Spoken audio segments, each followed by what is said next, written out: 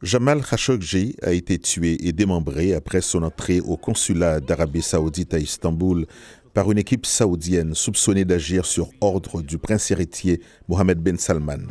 Un an plus tard, son assassinat est marqué dans le monde entier par de sombres événements, comme celui de la semaine dernière à Washington, auquel ont participé 11 membres du Congrès.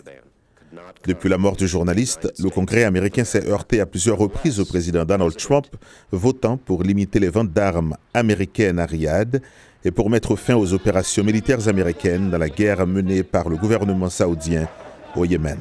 En fin de compte, nous ne devions pas leur vendre des armes ni leur fournir une assistance militaire. Cela devrait en être la conséquence. Et vous voyez une majorité bipartite à la Chambre et au Sénat qui envoie des textes de loi au président pour limiter les ventes d'armes. Le président y a mis son veto.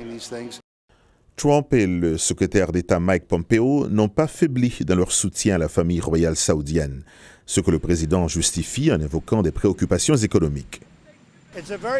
C'est une équation très simple pour moi. Il s'agit de rendre à l'Amérique sa grandeur et l'Amérique d'abord. Je pense que le secrétaire d'État Pompeo et le président Trump ont fait leurs calculs en ce qui concerne l'Arabie saoudite.